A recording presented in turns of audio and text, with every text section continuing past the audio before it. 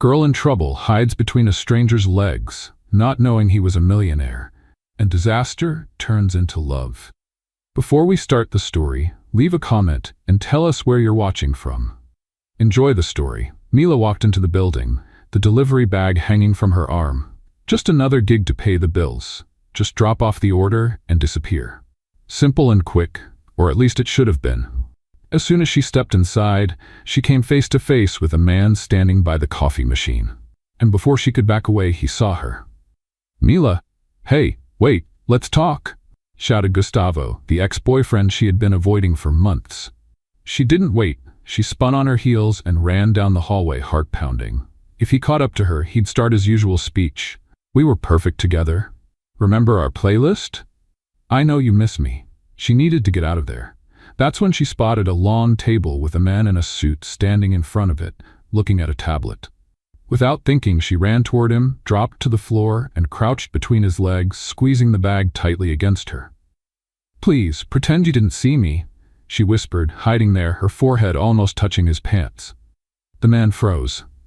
"What? Just 30 seconds, she pleaded, looking up between his knees. "That guy saw me. He's always following me. He's an ex, okay? I know this is weird, but please, help me." He glanced around, clearly confused but didn't move. He slowly lowered his tablet, trying to figure out if this was really happening. Hurried footsteps echoed in the hallway. Mila held her breath. "Excuse me, sir? Have you seen a girl run by? Red backpack?" Gustavo asked as he appeared in the doorway. The man took a deep breath and calmly replied, "She ran that way. Looked like she was in a hurry." Gustavo muttered a quick, "Thanks," and walked away without a second thought. Mila only exhaled when everything fell silent. "Okay." She slowly pulled back. That was embarrassing. A little. The man was still standing there, looking at her with a mix of surprise and curiosity. She got up, adjusted her shirt, and tried to salvage what was left of her dignity. "I'm not crazy, okay? It was an emotional emergency, a survival tactic. Like in a movie. An experimental movie, maybe," he said, raising an eyebrow. "But it worked." She sighed and held out her hand. "Mila Rodriguez. Delivery driver on the side, unemployed full-time. Brian Fisher, executive director, and apparently a human hiding spot by accident." Mila's eyes widened. Brian Fisher, his name was all over the financial news, one of the most private and powerful tech entrepreneurs. He avoided public appearances but ran one of the most influential companies in the city. "Oh, great, of course. Because the universe never misses a chance to humiliate me. I just hid between the legs of a CEO." Brian let out a short laugh. "I've had weirder meetings. I bet none of them involved a desperate woman using you as a human shield." "That was a first." Mila cringed. "I was just making a delivery, I swear, picking up some extra cash with quick drop-offs. I didn't expect to run into my emotionally clingy ex, and definitely not into you. Are you okay?" She blinked, surprised by the question. "Yeah, I mean, the embarrassment is hitting hard, but other than that, I'm fine." He crossed his arms. "Do you always handle crises this creatively?" "Only when plan A fails, so always." Brian studied her for a moment, longer than necessary. "You said you're looking for a job?" "Constantly. But no one hires me. I'm too experienced for entry-level and too inexperienced for real jobs. It's a rare talent." He handed her the tablet. "I need a temporary assistant, someone who thinks fast, handles chaos, and doesn't faint under pressure. Or under tables." "Exactly." Mila stared at him, trying to figure out if he was joking. But Brian looked serious and slightly intrigued. "Are you actually offering me a job?" "I'm offering you a chance to prove you're more than just a delivery driver who hides well. If you're interested, come tomorrow. Office 1806. She took a deep breath, trying to decide if this was crazy or a new beginning. "Okay, but if I run into another ex, do you promise you'll still hire me?" "I promise I'll give you a badge and access to the break room. That's already an upgrade." She laughed. "Deal, Mr. Fisher." "Brian, just Brian." She walked away, heart racing. She had no idea what to expect the next day. But one thing was certain. No one would ever believe the story of how she got this job. The next day, Mila found herself staring at her reflection in the mirrored elevator of the corporate building, trying to decide whether her blouse looked more like efficient employee or grabbed whatever was on the clothesline and came. "I can't believe I'm actually doing this," she muttered to herself, adjusting her hair. Yesterday, she hid between a man's legs. Today, she was going to work for him. The elevator stopped on the 18th floor. When the doors opened, a receptionist greeted her with a formal smile and a clipboard in hand. "Good morning. Name?" "Mila Rodriguez. Mr. Fisher asked me to come." The woman nodded as if this was nothing out of the ordinary. "He's expecting you. You can go in." As she walked down the glass corridor, Mila took in the office around her. Modern, sleek, spotless. People moved quickly with purpose. Everyone seemed to know exactly what they were doing. Except her. The office door opened before she could knock. Brian Fisher was there with the same neutral expression as the day before. White shirt sleeves rolled up, blazer draped over the chair, tablet in hand. "Mila, good morning." "Hi, I'm here as promised, and without running away this time." He motioned to the chair in front of his desk. "Good. Let's talk." She sat down, trying to look natural. Brian, on the other hand, looked exactly how she imagined a CEO would. Direct, precise, impossible to read. "This project," he began, activating the holographic screen on his desk, "is a new creative unit. A small, agile team focused on innovative solutions. But honestly, we're lacking energy. And patience. And that's where I come in?" "That's where you could come in," he confirmed. "I need someone to handle the practical side. Scheduling, meeting follow-ups, logistical support, but most importantly, someone who can stay calm under pressure." Mila raised her hand like she was in a classroom. "I hid between your legs yesterday. I think that proves I can be pretty creative under pressure." Brian smiled, slightly, that almost laugh that lasted less than 2 seconds. "Exactly. Now, about your work experience. Well, I started studying graphic design, but I put it on hold to take care of my mom. Since then, I've worked wherever I could. Deliveries, formatting, customer service, basic editing, catering. I was even a fake bride at a bridal shower once. Long story." He simply nodded, as if everything she said made perfect sense. "Flexible, adaptable, unconventional." "I prefer versatile, but unconventional works too," she replied, trying not to sound nervous. He pulled a thin folder from his drawer and slid it across the desk. "This is a temporary 3-month contract. If you like the job and if I like working with you, we can extend it. Do you accept?" Mila picked up the folder. Read 1, 2 lines, then stopped. "Is this real? Unless you're asleep on the lobby floor again." "No, that was just once." Brian handed her a pen. She hesitated for a second, then signed. "Done. Now you have an assistant with quick reflexes and a slight tendency toward chaos. And I have an interesting experiment for the next 90 days. She raised an eyebrow. "Do you usually call your employees experiments?" "Only the ones who show up hiding under tables. Shall we?" Mila followed him upstairs to a spacious office with huge windows overlooking the city. A corner sofa, a workstation, and a giant digital table filled the space. Brian introduced each area like he was showing off a spaceship. "This will be your station, and this team," he said, pointing to a group of 4 people in front of an interactive screen, "is the heart of the project. Each one has a specialty. Your job is to make sure everything runs smoothly behind the scenes." Mila waved at them. She got a few curious looks, especially from a tall blonde woman in a burgundy blazer who had a "I'll judge you in 5 seconds" expression. "That's Helena. She handles planning and loves silence," Brian whispered, "so try not to tell jokes around her." "I'm already nervous," Mila whispered back. "Good, that works better." The others seemed more welcoming. One guy, wearing glasses and headphones, just gave her a thumbs up. Another, in a black t-shirt with a retro design, handed her a strawberry candy and smiled. "I like him. He's a programmer. Doesn't talk much, but he's always handing out candy. It's his language." Throughout the morning, Mila learned how to use the company's internal system, sat through a remote meeting, and nearly spilled coffee on the printer. Brian watched her from time to time, but never interfered. When someone paged her over the intercom, she always replied, "Just a second," which usually turned into 5 minutes. Around noon, he walked past her and said, "Lunch? I thought lunch here was every man for himself." "Maybe, but I'm heading to the executive kitchen for some coffee, and you look like you need food before you start chewing on your keyboard." She stood up immediately. "See, you understand your assistants better than you think." The executive kitchen was on a private floor, modern, bright, and filled with plates that looked too fancy to be real. Brian grabbed a cup of coffee and handed her a bottle of juice. "So?" he asked, leaning against the counter. "Are you surviving?"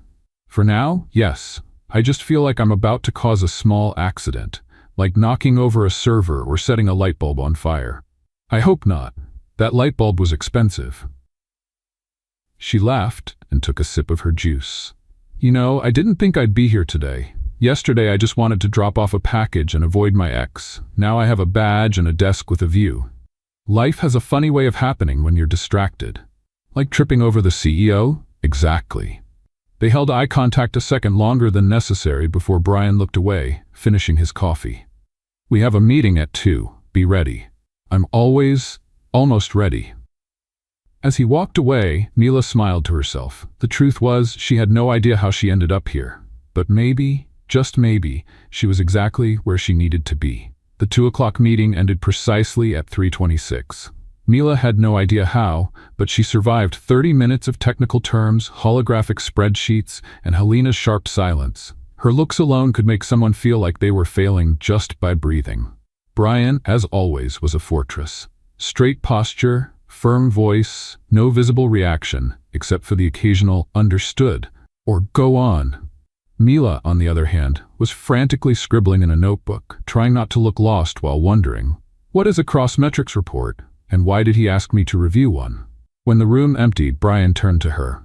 "I need to go up to finance on the 22nd floor. Come with me."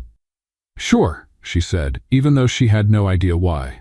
She walked beside him down the hall, trying to match his pace without looking like she was jogging. They stopped in front of the elevator, and he pressed the button. The silence between them was comfortable but strange. It was still hard to believe they were working together.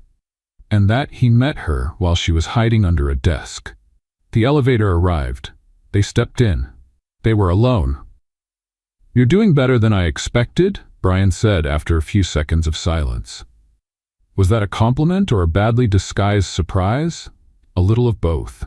Mila smiled, leaning subtly against the glass wall. The elevator began to rise, the panels softly beeping as the floors passed. Until, somewhere between the 20th and 21st floors, everything stopped. Literally. The lights flickered. A faint alarm sounded. The panel froze. Mila blinked. Was this planned? A drill? Some corporate exercise to test our composure? No, looks like a power outage. Brian said, already pulling his phone from his pocket. Okay, no panic." She took a deep breath. "We're just stuck in a glass elevator, 20 floors up with no signal, limited oxygen, and my stomach just reminded me I didn't have a proper lunch." "Mila?" "Yeah?" "You're going into catastrophe mode. This happens when I get stuck in small spaces, or when I see my ex, but honestly the elevator is more claustrophobic than Gustavo." Brian moved to the side and pressed the emergency button. Nothing happened. "Looks like the system is down too. I'll call manually." He opened a small metal panel, pulled out a radio, and spoke into it. "This is Brian Fisher. I'm stuck in elevator C. Anyone there?" There was static for a moment before a voice answered. "Mr. Fisher? We're experiencing a partial system failure, but we're stabilizing things. It may take a few minutes to restore the elevators. Are you okay in there?" "We're fine, thanks." He put the radio back and turned to Mila. "No limited oxygen. We can breathe just fine." "Woo. So now I just have to deal with being stuck in the most transparent elevator in the city, with my boss." She looked around. It was true. The elevator was all glass overlooking the city, or in this case the cloudy sky. "You know what's worse?" she said, trying to lighten the mood. "I get nervous in complete silence." "I've noticed." "Then let me ask you something." "Go ahead." "Why did you hire me?" Brian seemed to consider his answer. "Because you stayed calm under pressure. Because you have good instincts. Because you improvise. And because, honestly, I found you interesting." "Interesting?" "In a good way. You reminded me that sometimes the unexpected is more useful than the planned." She bit her lower lip, curious. That's a pretty poetic answer coming from someone who wears a suit even to grab coffee. "I don't wear a suit to get coffee." "You did yesterday. Coincidence," she laughed. "Are you always this stiff? Stiff? Seriously, quiet, reserved, like you were trained not to show any emotion in public, like a polite robot." "Like a polite rote." He tilted his head as if considering that. "And do you always say everything you think?" 95% of the time. The other 5, I keep to myself so I don't get fired." "Go ahead." No. She shrugged. You give off the vibe of someone who lives in a quiet apartment, has a schedule for watering plants, and has probably never cried watching a movie. But deep down, I think you just don't want people to see the chaos inside you, too. Let's play a little game for those who only read the comments. Type hot dog in the comments.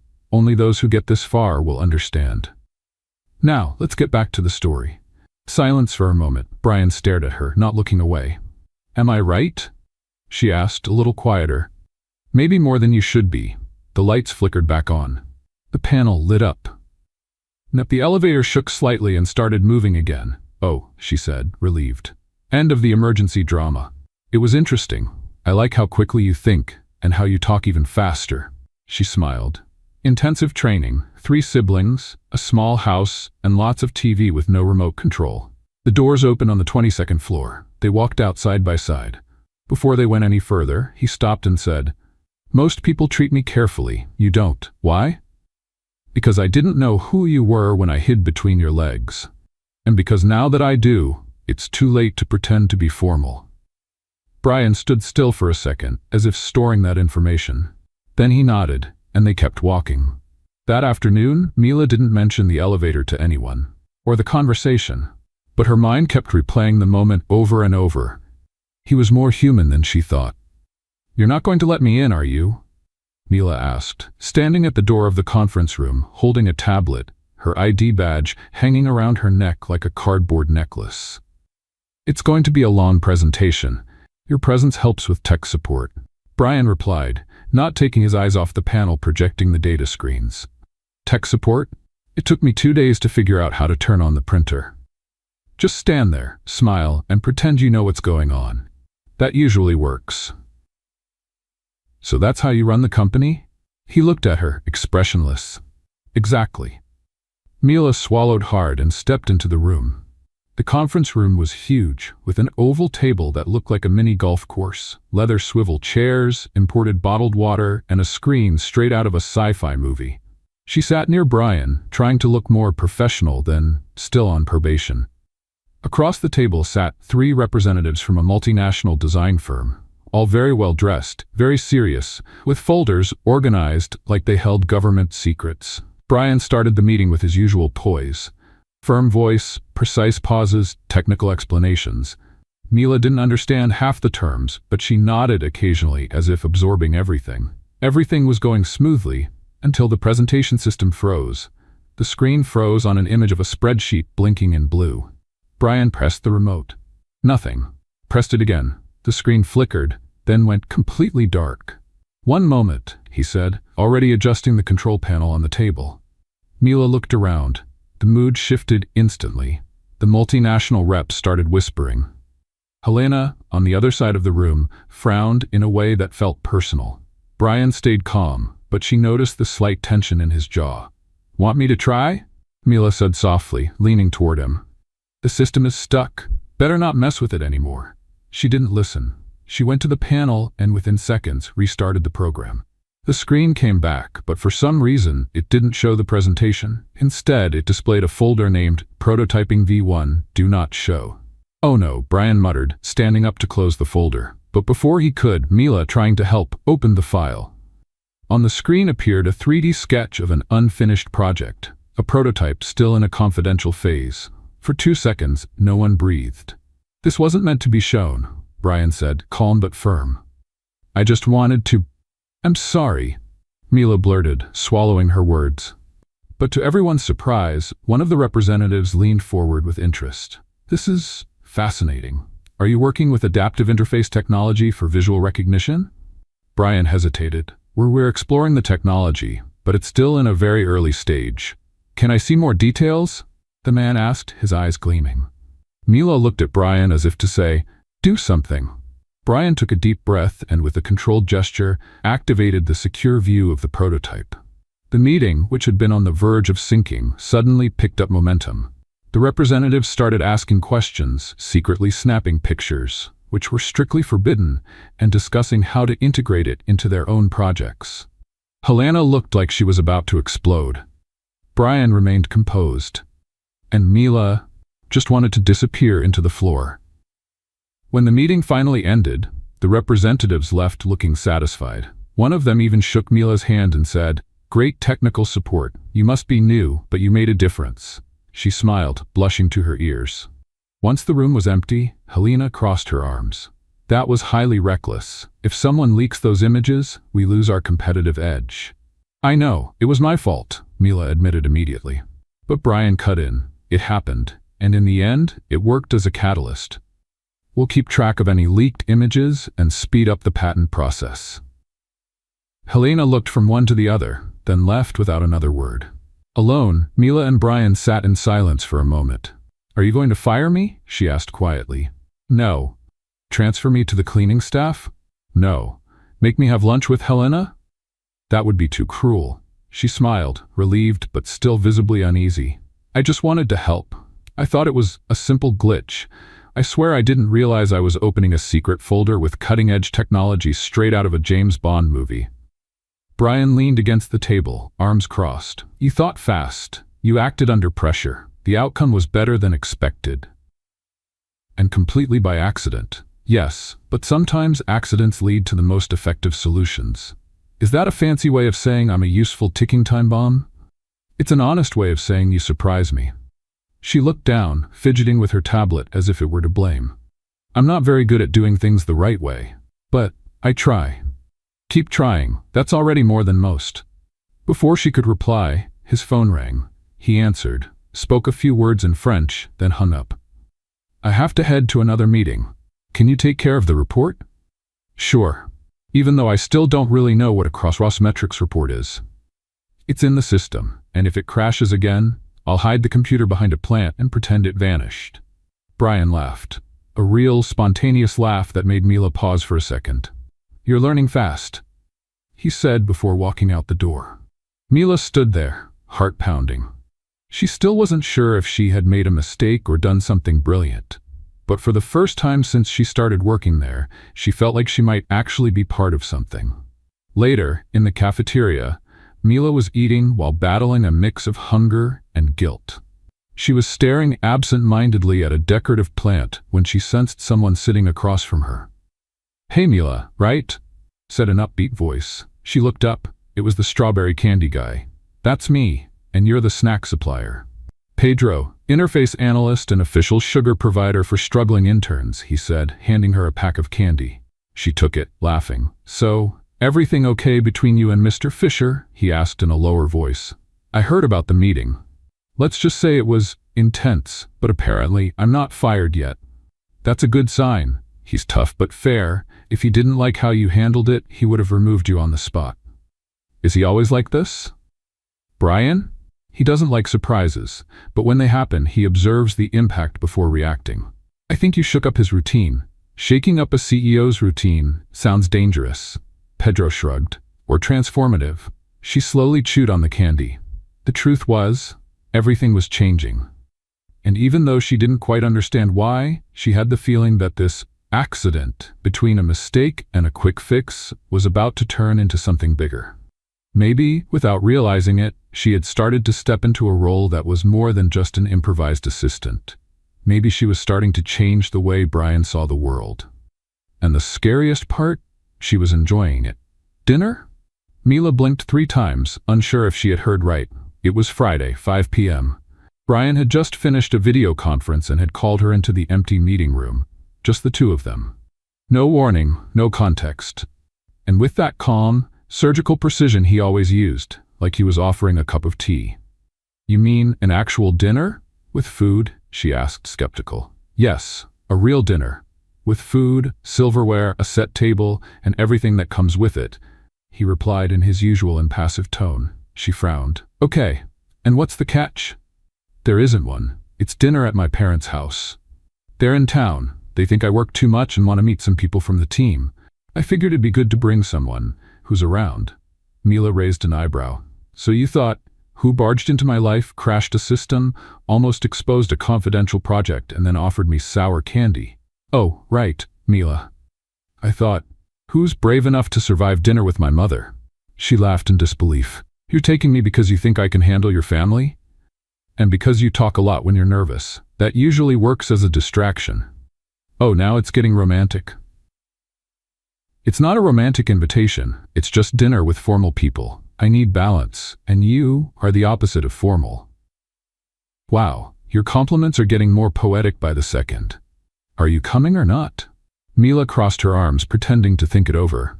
As long as there's no seafood, I'm allergic, and white wine makes me talk too much.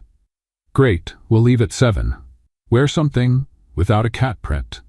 At 7:10, Brian parked in front of an elegant house in a neighborhood where even the sidewalks looked expensive.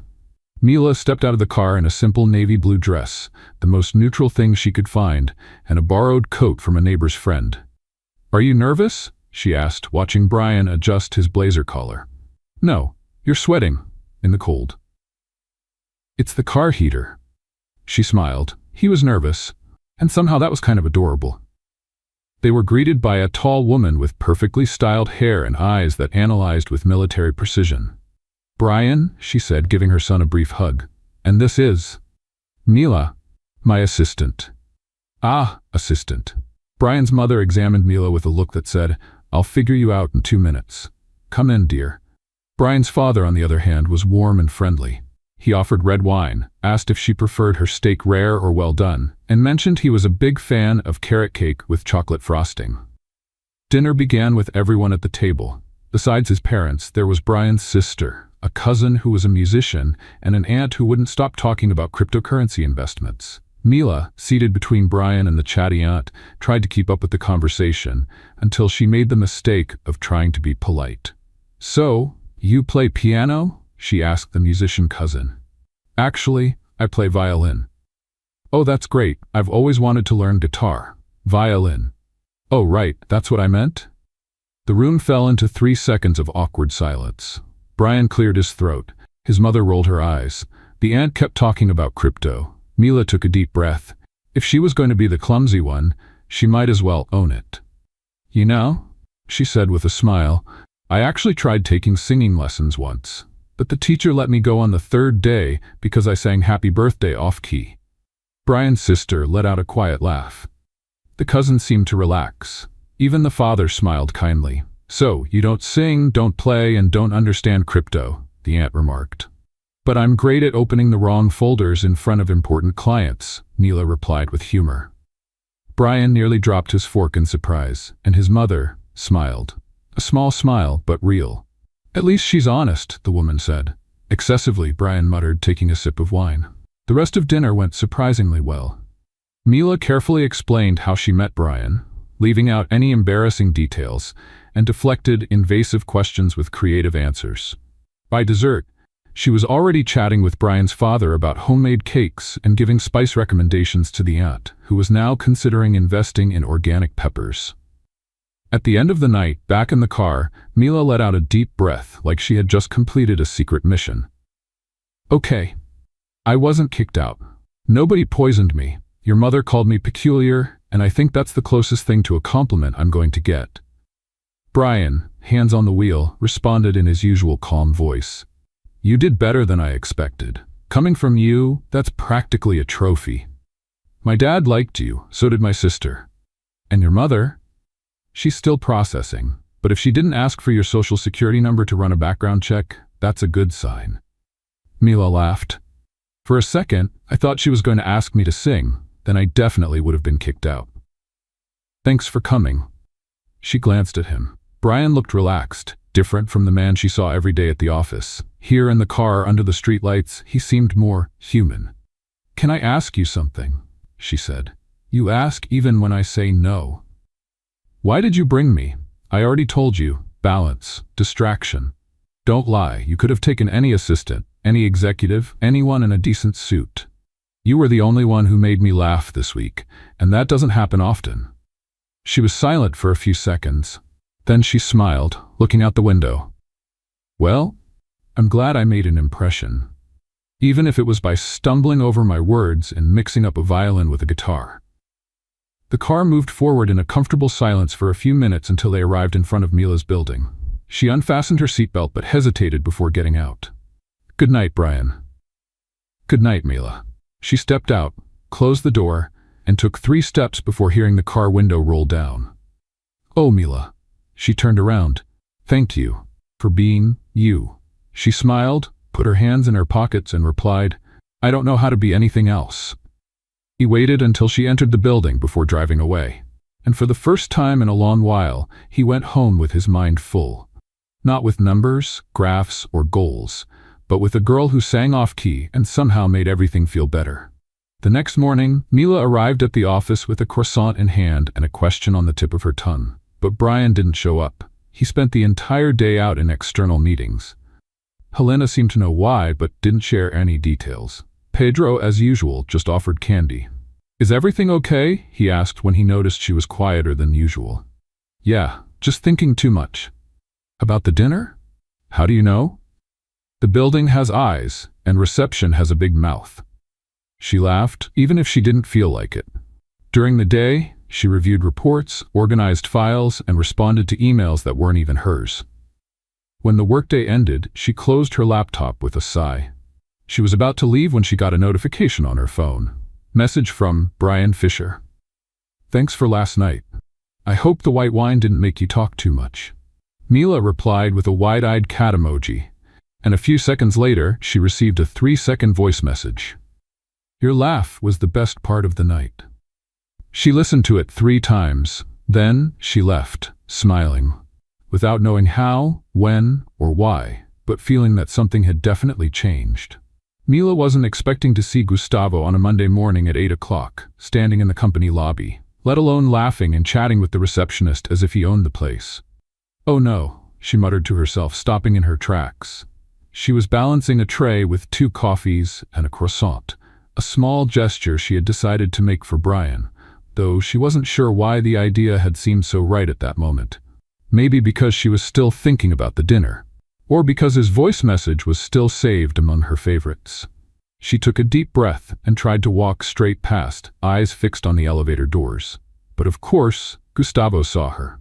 "Mila, hey, look who decided to show up." She quickened her pace, but like an emotionally miscalibrated radar, he followed. "Wait, I just want to talk for a second."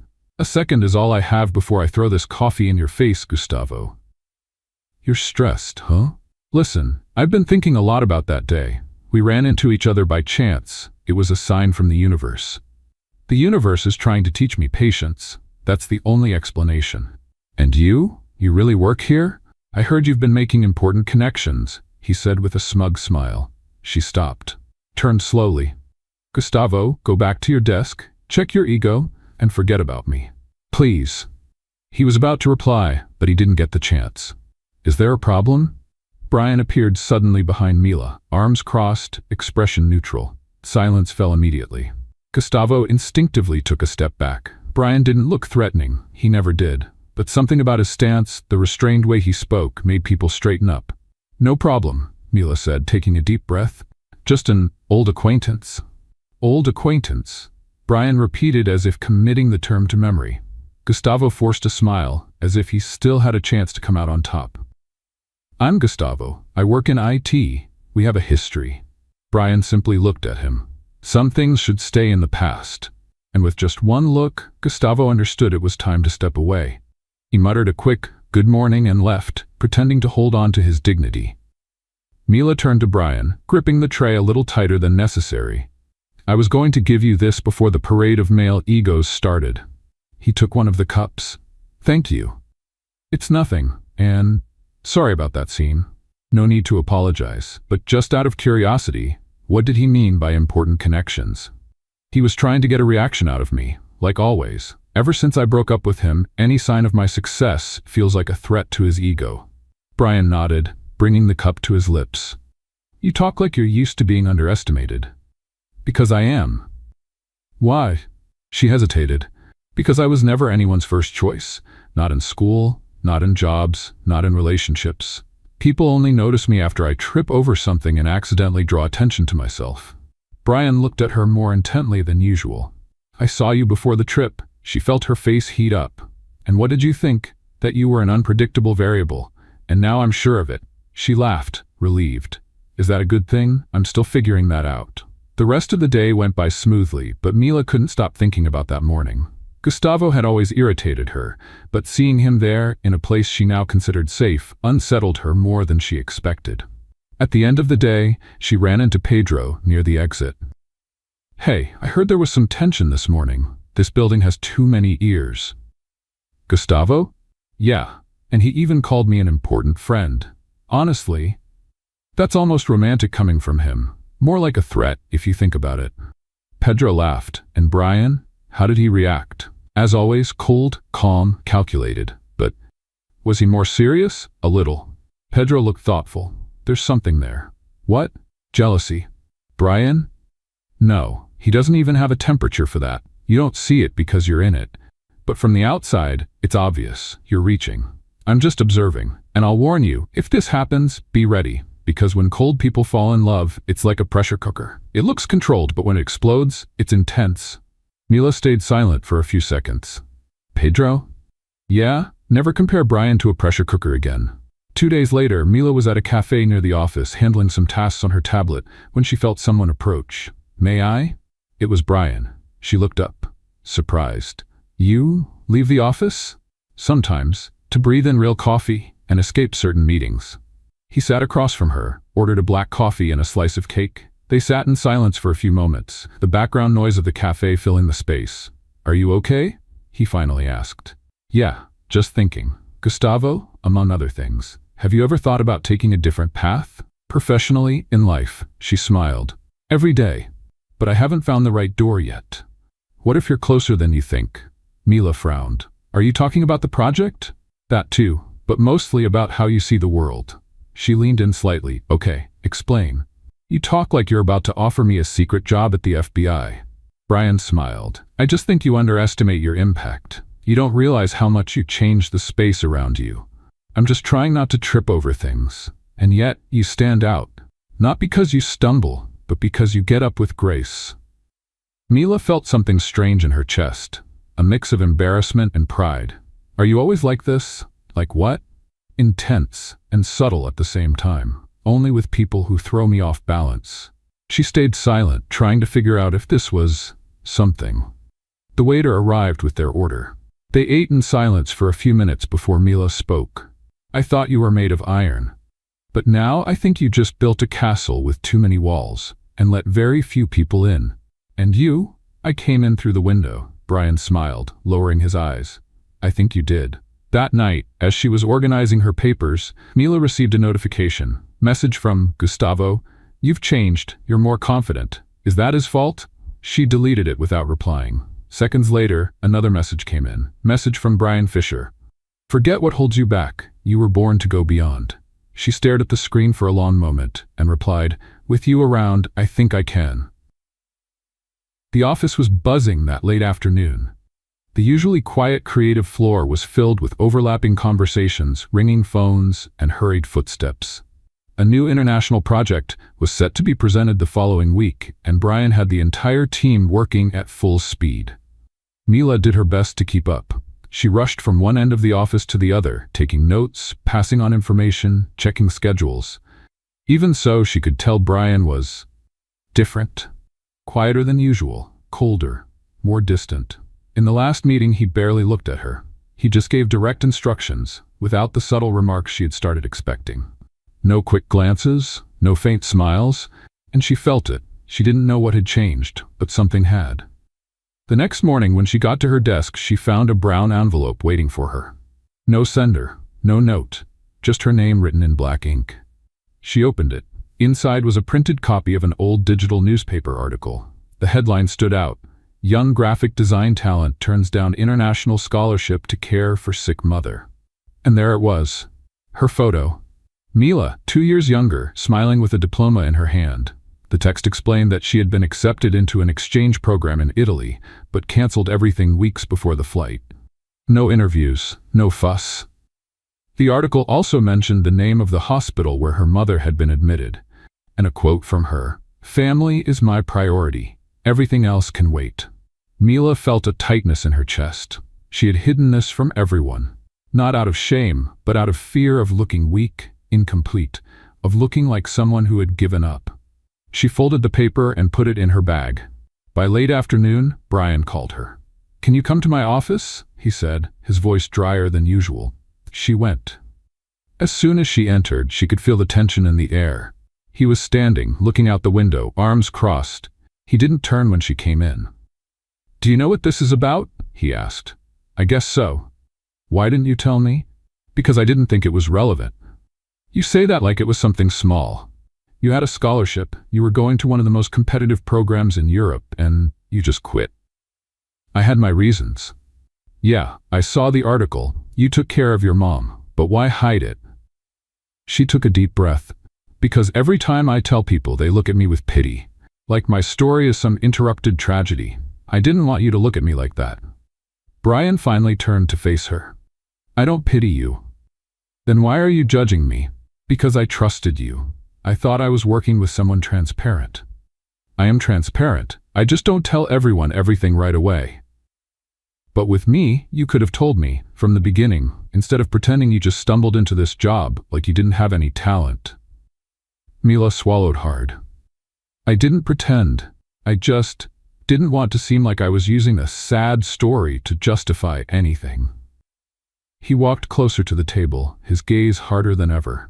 "Do you have any idea how much this company values someone with your background? How much your experience, even though interrupted, matters? And you think I wanted to hear that from day one? I just wanted a place where no one treated me like an unfulfilled promise. I just wanted to be seen for who I am now, not for who I was." Brian was silent for a while. Then he spoke, his voice softer. "I don't like lies, Mila, or omissions." "Then tell me, are you always 100% honest with everyone? Do you show all your sides? Or do you hide behind that blazer and that calm voice all the time?" He looked away. "This is different." "No, it's not. You've built an armor too. The difference is I chose not to use my story as a shield." She took a deep breath, took the badge off her neck, and put it on the table. "If you want me to leave, fine. But know that it wasn't out of bad intentions. It was for survival." And she left the room before he could say anything. That night, Mila walked home with her headphones in, but no music. The city passed in silence around her, and inside, she was at war. Why did it hurt so much? Because she liked him. And not just as a boss. Because in some silent way, Brian had become the first person in a long time who made her feel enough. But now, everything seemed lost.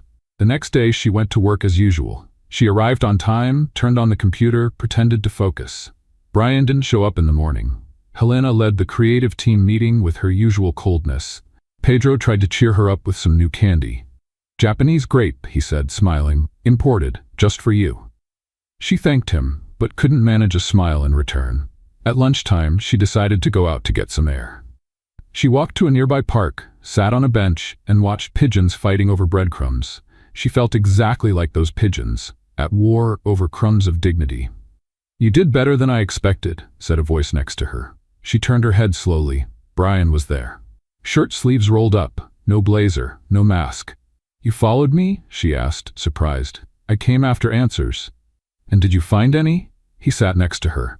"I was too harsh. I got so used to controlling everything that when something goes off script, I freeze. I've been off script since day one." "Yeah, and that's why you matter." Mila didn't say anything.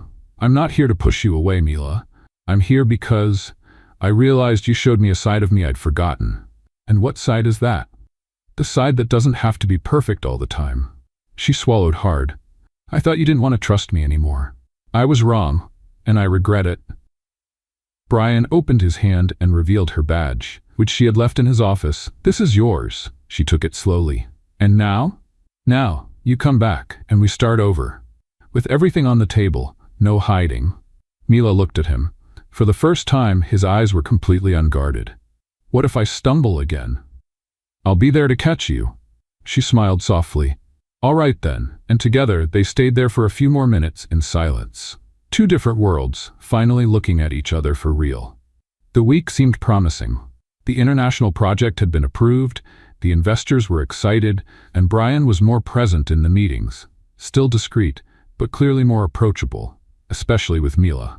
After the conversation in the park, something shifted between them. It wasn't declared romance, nor promises. It was more like an internal truce, a silent pact of trust. Mila felt more comfortable to speak, laugh, take risks. Brian, in turn, seemed more flexible. Even commented, with a small smile, that her badge was now visible and not thrown at the bottom of her bag. On Thursday, she arrived early, brought coffee for both of them, as she had done a few times in the past weeks, and left a chocolate on Brian's desk with a note. Blood sugar alert. Watch out for too much seriousness. But he didn't show up. Time passed, the team gathered, deliveries were made, and no sign of Brian. No emails, no messages. Even Helena didn't know anything, or pretended not to. At 3 in the afternoon, Mila was reviewing the project slides when Pedro showed up at the station with a worried expression. "Did you see Brian today?" "No, he didn't reply to my messages." "Why?" Pedro lowered his voice. "The security on the floor said he arrived around 7, but he hasn't left his office since. He's locked in there." Mila furrowed her brow. "Locked in?" He said not to be disturbed. "But that's not like him, right?" "Definitely not." Mila walked to the end of the hallway, stopped in front of the frosted glass door and took a deep breath. She knocked lightly. Nothing. "Brian?" "It's me." Silence. She tried to open it. Locked. "Are you okay in there?" More silence. She was about to turn away when she heard a low, muffled sound, somewhere between a sigh and a sob. Her heart raced. She pressed her ear to the door. She couldn't hear clearly, but it was obvious. Something was wrong. "Brian, I'm coming in, okay?" She signaled to the security guard, who used the master key to unlock the door. The door opened with a soft click. The scene made time slow down. Brian was sitting on the floor, leaning against the side wall, elbows on his knees, head down. His blazer hung on the chair, tie on the floor. The lights were off, the windows covered. A tablet lay beside him, the screen still on, displaying a message. Mila entered slowly. "Brian?" He looked up. There were no tears, but his eyes were red, tired, exhausted. "Give me a minute," he said, his voice hoarse, almost cracking. She knelt beside him without hesitation. "What happened?" He didn't answer immediately. He just took a deep breath, trying to regain control. "You don't have to stay. Don't say that. If it were me here, you would have done the same."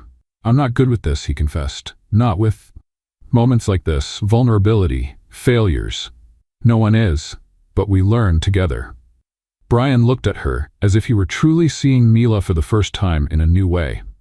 "I got some news a little while ago. My dad had a mild heart attack. He's stable, but they took him to the hospital." Mila sat on the floor next to him. "Why didn't you go there?" "Because my dad hates hospitals, and I hate not knowing what to do. I spent my whole life trying to control everything. Predict, protect. But with family, none of that works. And you think you have to be strong all the time? I always have been, since I was young. My dad taught me that men don't cry, that leaders don't falter, that the world doesn't forgive weaknesses." She looked at him with tenderness. "Brian, sometimes weakness is what makes us human.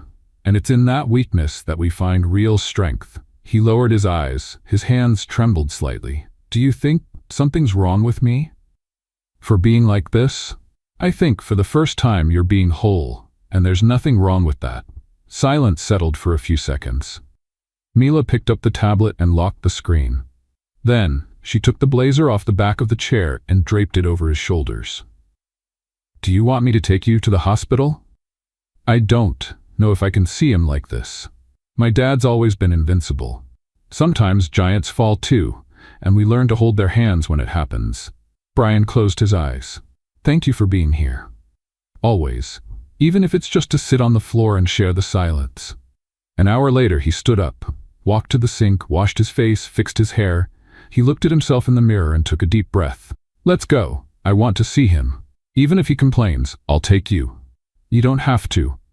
"I want to." At the hospital, they found Brian's father awake, sitting in the chair next to the bed, a hint of irony in his smile. "I thought you'd take longer." "I came as soon as I could," Brian said, pulling up a chair. "And you brought company," his father commented, glancing at Mila. "Mila, my assistant." His father raised an eyebrow. "Assistant who enters locked rooms?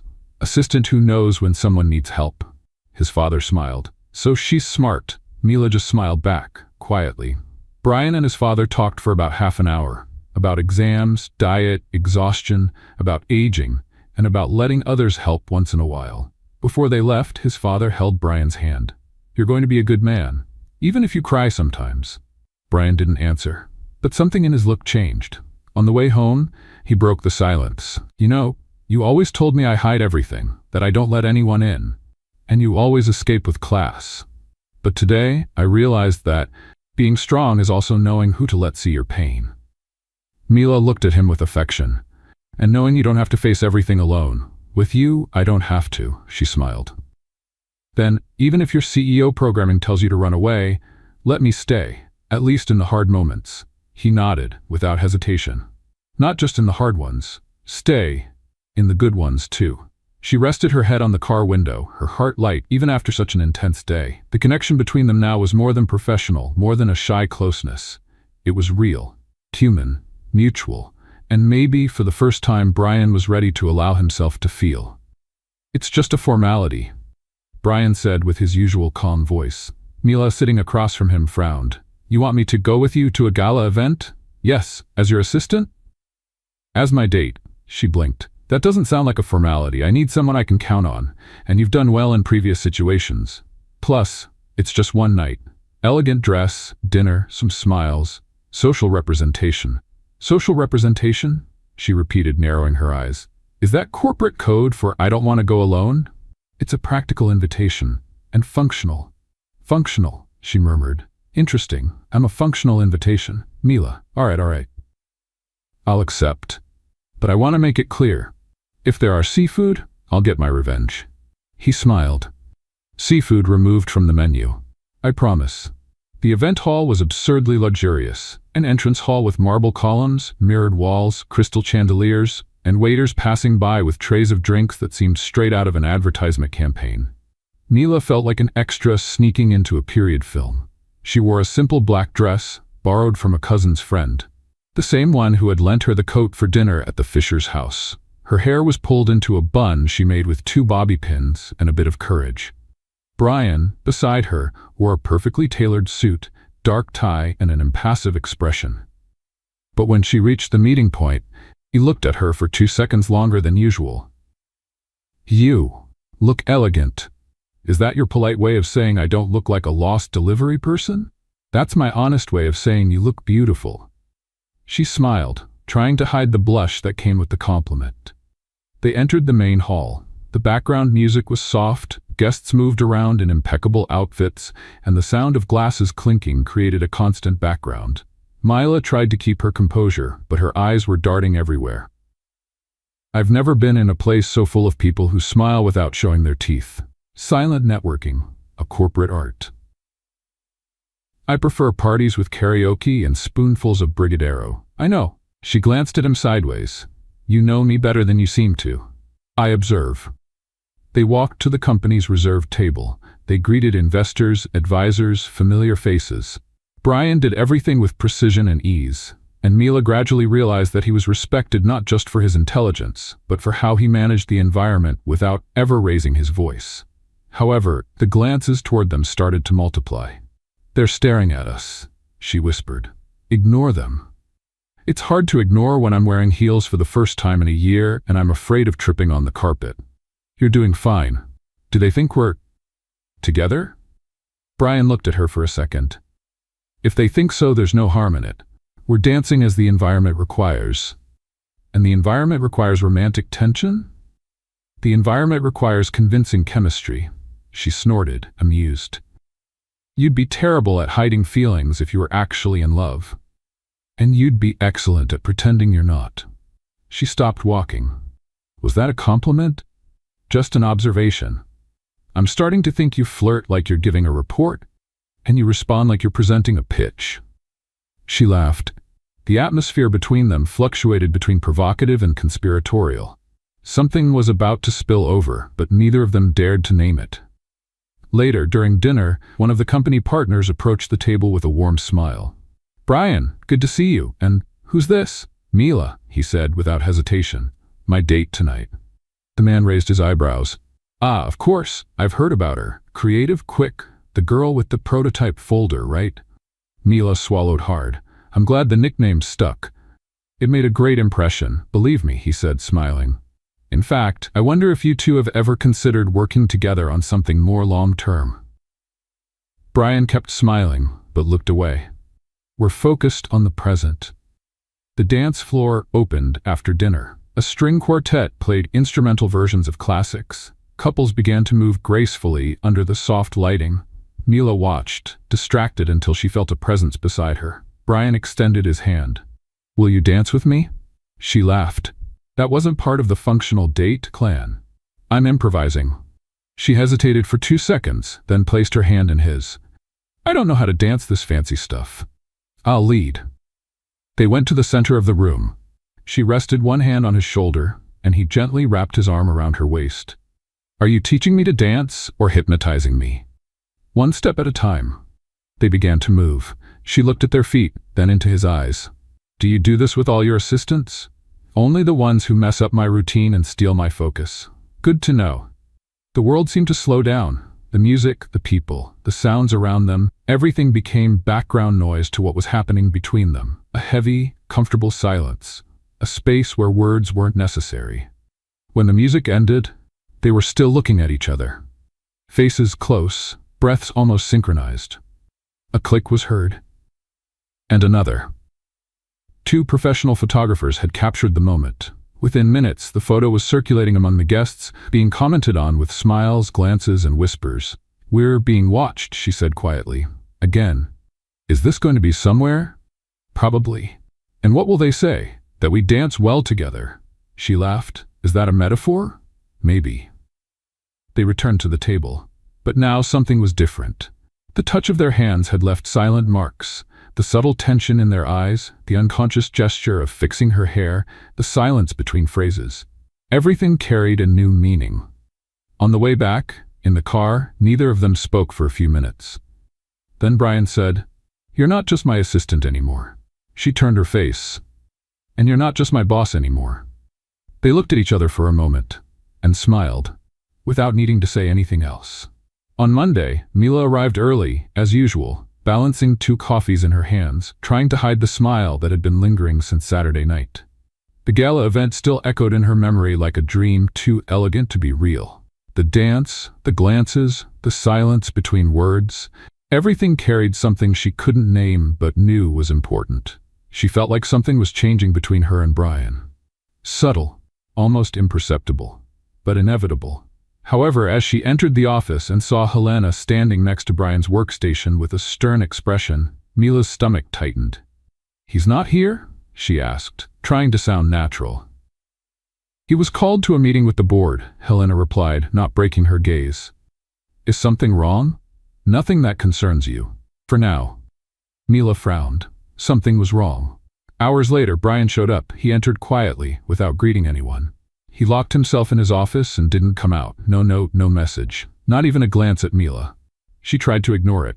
She dove into reports, answered emails, reviewed schedules, but the tension was palpable. Brian was cold, more than usual. The next day it got worse. During the morning, Mila was called by Helena. "Mr. Fisher asked that you deliver the reports directly to me from now on." "I'm sorry?" Mila asked, confused. "And that you stop circulating in the planning and prototypes areas. He said he's going to reallocate the tasks." "He said that? Himself?" Helena nodded slightly. Mila felt the ground drop out from under her. "Let's make a joke for those who only read the comments. Type Coca-Cola in the comments. Only those who get this far will understand." Now let's continue with the story. At 4 p.m., she couldn't take it anymore. She walked into Brian's office without knocking. He was sitting there, his eyes fixed on the monitor. The light from the screen reflected on his serious, tired face. "We need to talk." He didn't take his eyes off the monitor. "Not now, Mila." "Yes, now. Because I'm not going to stay here being pushed away without any explanation." He sighed, closed the laptop, and finally looked at her. "I'm reorganizing the team." "Reorganizing or pushing me away?" "Both. It's better this way." "Better for who?" "For you," he said firmly. The exposure at the event was bigger than expected. The photo spread, the press speculated, the board didn't like it. They thought what? That we're involved, that I mixed business with personal, that you're more than just an employee. And isn't that true? Brian looked away. "It doesn't matter."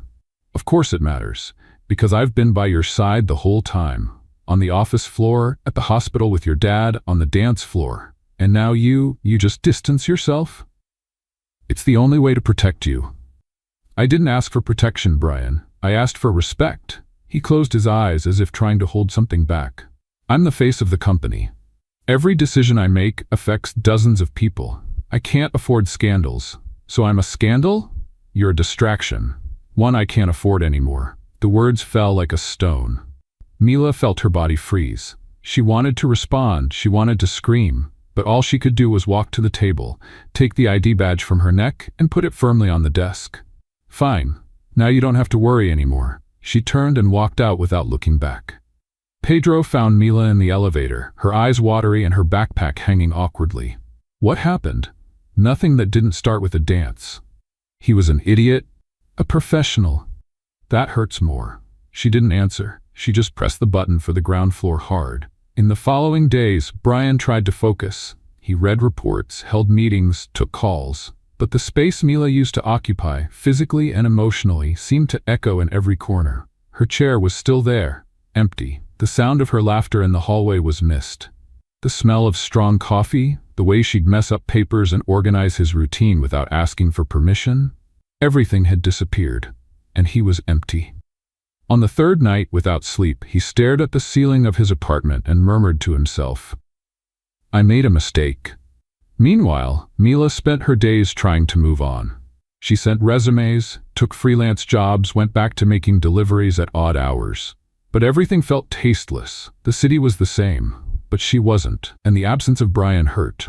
Not because he was perfect, but because, despite all his defenses, he had let her see him for who he really was. And now, it was like he had erased everything. Until, one Friday afternoon, while delivering an envelope to a client at a publishing house, she entered the building and heard a familiar voice. "Mila?" She turned around. It was Helena. "Are you making deliveries here?" "Work is work," Mila replied, trying to keep her composure. "Brian is awful, and he messed up, and he knows it. Helena, with all due respect, I can't keep hurting because of him." Helena hesitated for a second, then said, "He doesn't sleep, he doesn't eat properly, he doesn't talk to anyone, and he keeps your station chair turned exactly the way you left it. I just thought you should know." Mila just nodded and left. That night, Brian found the old card Mila had left with the chocolate. "Glucose alert, watch out for too much seriousness," he smiled, and closed his eyes. He knew what he needed to do, and for the first time, he wasn't going to run away. 3 months later, the Fisher Group headquarters building was different. More airy, more lively, more alive. Maybe it was the new layout of the creative team. Maybe it was the international projects which had multiplied since the Silent Fog presentation was restructured. Or maybe it was because of her. Mila walked through the hallways with a tablet under her arm, headphones hanging from her neck, and a focused expression that contrasted with the colorful notes stuck to the side of her desk. She wasn't an assistant anymore. She was the director of strategic design. And for the first time, she felt like this title didn't come with any asterisks. She felt like she belonged. Present. Seen. "Mila." Pedro called from the station next to hers, waving an envelope. "The conference invite came. You're opening the talk with Brian." "Oh, great." Nothing like kicking off an international event with the light pressure of not tripping over the microphone. "You never trip. You just change direction with style." She laughed and grabbed the envelope. Inside, there were still days when she doubted herself. But the fear was lighter now. Maybe it was because, every time he looked at the glass room at the end of the hallway, he found himself there. That same night, Brian came home earlier than usual. A rare thing.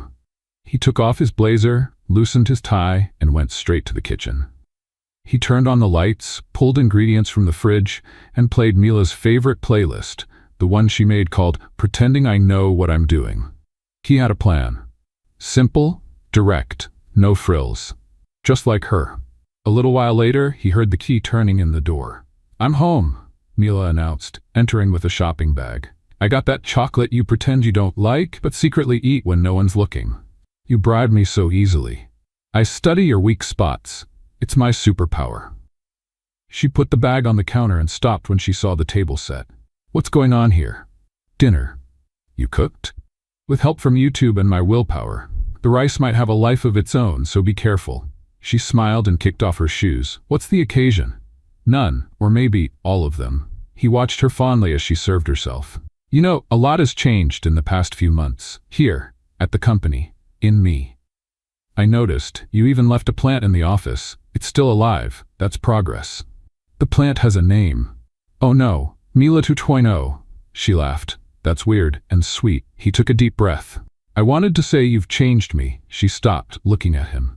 Really, I had a strict routine, an unchangeable plan, calculated goals, and then you came along, messing up files, scrambling schedules, changing everything, including me.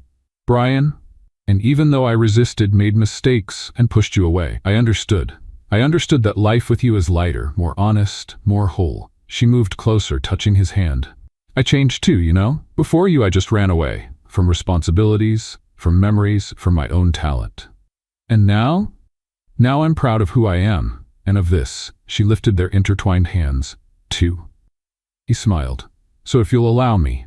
Brian stood up. He walked over to the bag he'd left on the side table. He pulled out a small box. Mila swallowed hard. Are you? Relax. He laughed. It's not a ring, not yet, just a question. He opened the box. Inside there were 2 plane tickets and a small card that said, Paris, International Design Conference. 2 seats, 1 future. Will you share not just the stage, but life with me? Mila stayed silent for a few seconds, then laughed softly. Only if you promise never to say functional companion again. I promise. And never push me away out of fear. Never again. She took the box, laughed, and said, then yes, 1,000 times yes. They hugged right there in the kitchen. No music, no audience, but with all the emotions in the world. Months later, in Paris, the auditorium was full. Mila adjusted the microphone on her suit as Brian went over the final notes of their presentation. The event coordinator walked up to them. Are you ready? Mila looked at Brian. He held her hand, always. They walked on stage, side by side, applauded, heard, respected, and loved. That night, under the lights of the Eiffel Tower, Brian took her for a walk. They stopped on a bridge overlooking the Seine. A street violinist played in the background. Mila? Yeah? He stopped walking, turned to her, and pulled a small box from his pocket. This time it was a ring. Okay, now it's serious. Her eyes widened. Here? In the middle of Paris? In the middle of our story, which started in disaster and turned into poetry. He knelt down. Mila Rodriguez, will you be my wife and keep messing up my life, only with a shared last name and an official playlist for dinner? She cried and laughed at the same time. That's so cheesy. I loved it. Is that a yes? Of course, yes, my methodical CEO who turned romantic. He placed the ring on her finger, and the people around them clapped. Mila pulled him by the collar and kissed him as if time had stopped. 5 months later, the wedding took place on a late afternoon at the beach. The sky was pink, the sea serene, and the flowers swayed in the light, salty breeze. Pedro, with a microphone in hand and a light suit, announced, "We're here to celebrate the improbable." A woman who hid under a table, a man who calculated everything, and a love that doesn't follow spreadsheets but is perfect just the same. Mila walked barefoot down the wooden aisle between the guests. The dress was light and flowing, and her eyes shone brighter than the sky. Brian waited for her at the altar, no tie, with a full smile on his face. Brian, do you promise not to freak out when I change the layout without warning? I promise, as long as it's for the sake of beauty. Mila, do you promise not to run from the next meeting just because there's coffee involved? Only if you make the coffee. Everyone laughed, and then in silence they both said, yes. The kiss was long. The sea applauded with calm waves. And for a moment the world was perfect. The Verbo printing company was never the same after receiving a letter signed by Brian Fisher that said, "You helped us find the way." And that will not be forgotten. Pedro, now promoted to Innovation Coordinator, organized monthly tournaments of Guess the Color of Mila's Mood, based on her accessories. Helena, discreetly, placed a yellow post-it in the corner of her desk. Not all mess is bad. Mila was mentioned at conferences, in articles, and most notably in the hallways of the company, as the woman who came in secretly and stayed to change everything. Brian? He learned that loving is losing control, and he never wanted to regain it. At the last meeting of the year, he summed it all up with one sentence. The disaster turned into love, and love turned into the best decision of my life. They stayed together, not because it was easy, but because it was real. And that was all they needed. What did you think of Brian and Mila's story? Leave your opinion in the comments. Rate this story from 0 to 10. What score would you give it? Subscribe to the channel and activate the bell to follow all our stories, and feel free to check out more touching stories by clicking here on the final screen.